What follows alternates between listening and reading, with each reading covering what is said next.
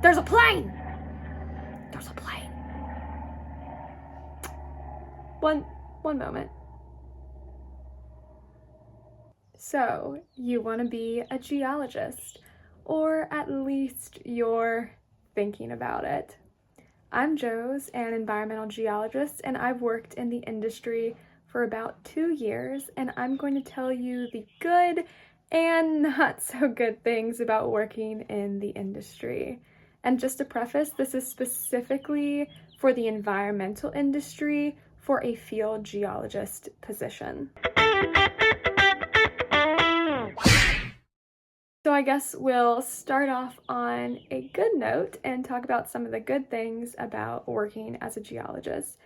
First off, geology is a bit of a dying field, and what I mean by that is that there aren't a lot of geologists coming into the field. And there's a lot of old geologists retiring and leaving the field. There's a lot of job availability.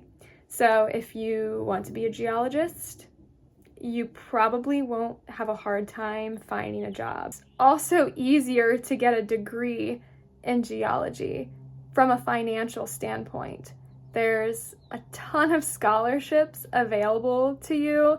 Since there's not as many people competing for those scholarships, you have a better likelihood of being able to go to school for free, which I got to do. And if you want to do a master's in geology, you could get paid to do your master's.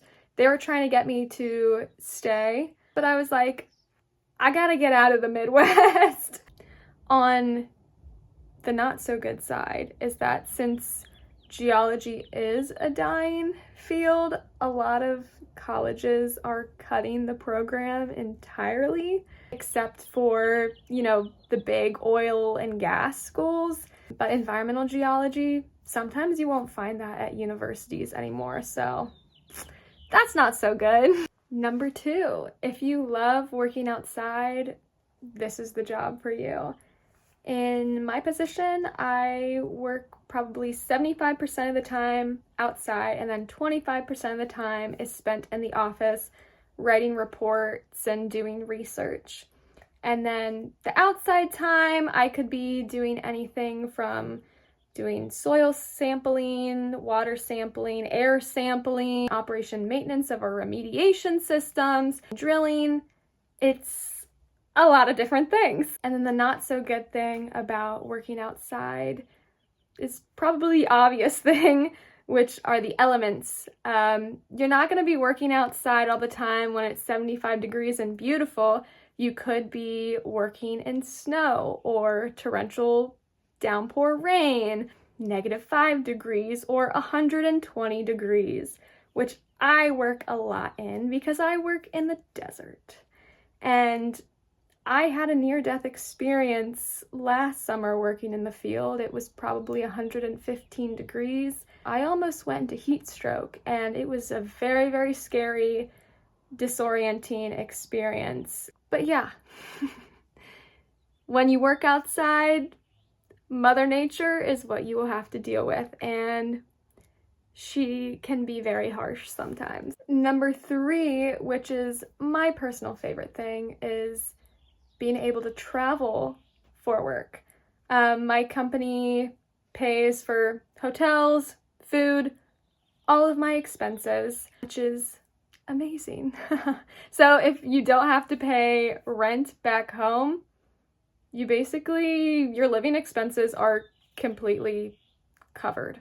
I travel maybe 50% of the time. At one time, it was closer to 75% of my time was spent traveling to different places. Sometimes you're traveling to some really amazing, interesting places with all kinds of cool hiking, nightlife, food, and you get to explore all of that on the company's dime.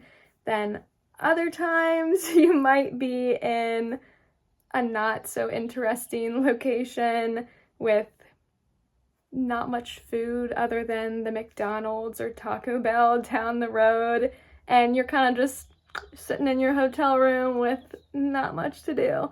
And sometimes you're in a really nice hotel or resort, and then other times you might be in a roach motel. Yeah, not so fun. I've had a few of those. Another thing I really like about being a geologist is just the knowledge that comes with it. I learn all kinds of interesting things about contaminants that are in our environment, how prevalent they are, what the effects are on the human body. I learn about government cover-ups, corporate cover-ups, so all kinds of interesting things. But the bad thing about that is if you're an extremely empathetic person like I am, sometimes that makes you incredibly pessimistic. And unfortunately, since starting this position, I have become increasingly pessimistic. But I try to stay hopeful because there are people like me who are trying to make the world a better place and clean up the mess that has been created for us. So, yay! Number 5. And this is a silly reason, but I like the reaction that I get from people when I tell them I'm a geologist. They think it's the coolest thing ever. They're like, oh, you're a geologist? I don't know any geologists. And they ask you so many questions. And I love talking about myself and geology. So it's great if you love those things. I would say another positive is the dress code. There really isn't one, except when you're out in the field, you need to wear your proper PPE. But other than that, it's pretty casual because you are in and out of the field all the time. So you can dress down most of the time. I have purple hair and a septum ring. They don't really care. Obviously, it depends on your company, but if you're looking for a more relaxed environment where you don't need to look a certain way, it's the place to be. Another huge positive of the job is that it is not stressful. It is not stressful unless you make it stressful. My boss told me within the first few weeks of working for my company, he's like, our work is not life or death. If you make a mistake, no one's going to die. And I have carried that and cherished that. And it has made my job incredibly easy, calm, peaceful. I do not stress about my work ever, ever, ever, ever, ever. Sometimes it gets hard in the field and, you run into obstacles, but it's easy enough of a fix. I would say another positive is the money that you can make as a geologist. As an entry-level geologist working in the environmental field, I am making way more money than I expected to right out of school. Right out of school, I was expecting to make maybe $50K, but I make well over that. But the downside is I work way, way, way more than I expected and wanted to. And this is my number one reason why I do not like being a geologist is the hours that you put in. And it's not a matter of switching companies. That's just how the industry is. The industry expectation is you working 10, 12, 13, 14-hour days. Sometimes I work a driller schedule, which is 10 days straight, 4 days off. And during your on days, you could be working anywhere from 10 to 14 hours. Typically, I will work 12 to 13 hours. And that runs on you. That just wears you down. If you don't want to work 60, 70, 80, sometimes 100-hour weeks, don't do geology. Well, don't be a field geologist working in the environmental field. Do a desk job, because field work, if you're working in the field, you're expected to work long days. A lot of people who work in the industry are workaholics. I rarely meet a geologist that isn't a workaholic. I am not a workaholic. I do not like working more than I have to. I would love being a geologist and recommend it to every single person I know. If I worked less. If I worked a consistent 40 hours, I'd be like, oh yeah, everyone should do geology.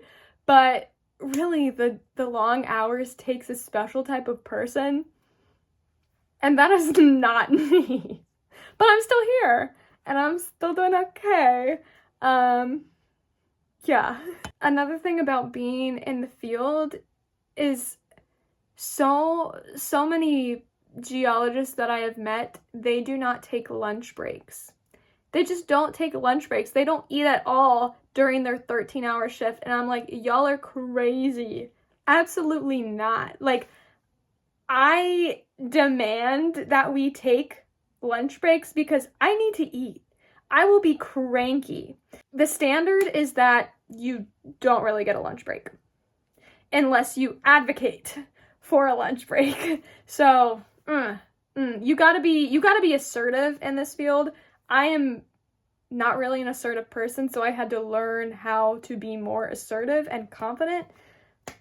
So I guess that's a good thing. If you want to learn how to be more assertive and confident, this will teach you how to be. Okay, I'm trying to think of any more good things about being a geologist.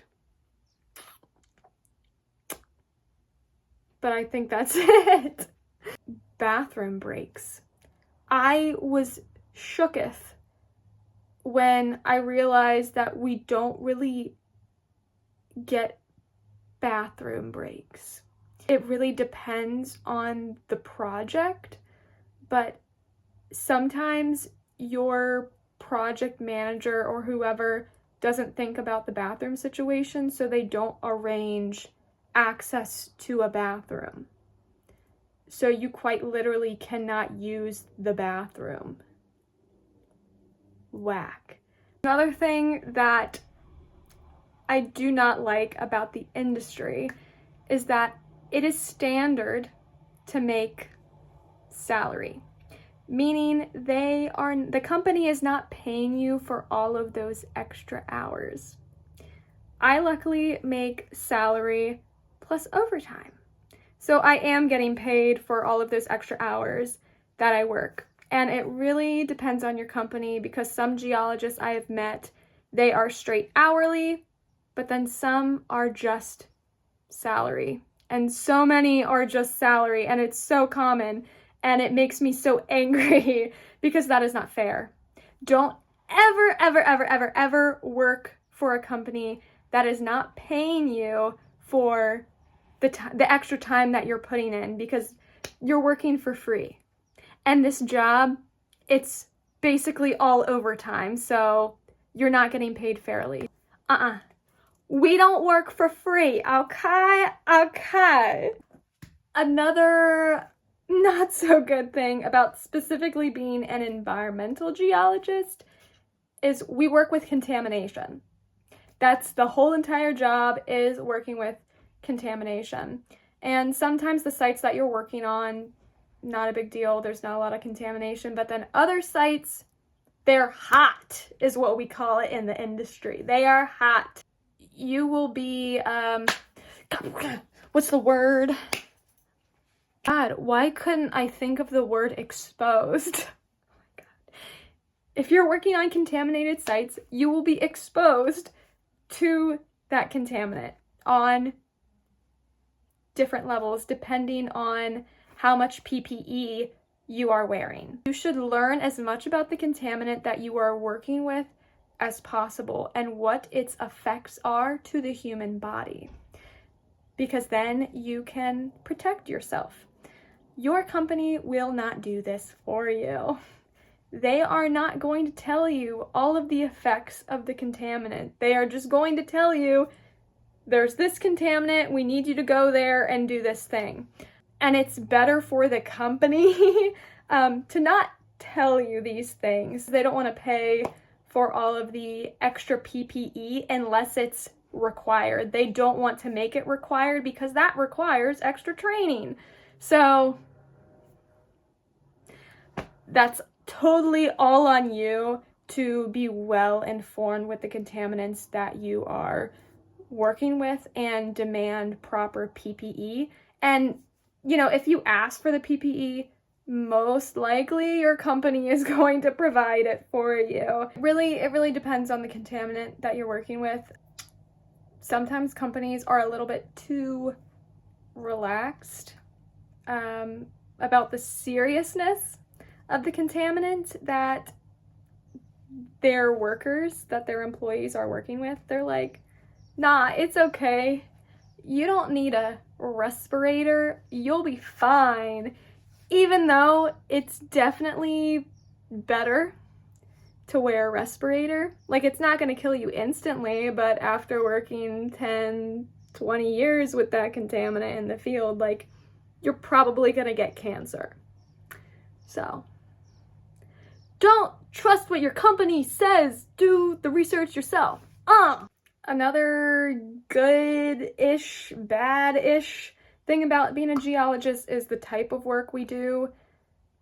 Really depends on your company, but sometimes you have a lot of diversity in what you're doing and you're learning a lot of different things and skills, and that's amazing. And I do all kinds of things, which is great. But then sometimes you're doing the same thing every single day for months and months and months and months, and sometimes I have to do that, and that's not fun. That's not fun. Well, that was all the good, the bad, the ugly of working in the geology industry. I genuinely do love being a geologist, even with some of the not so good things that I have to deal with.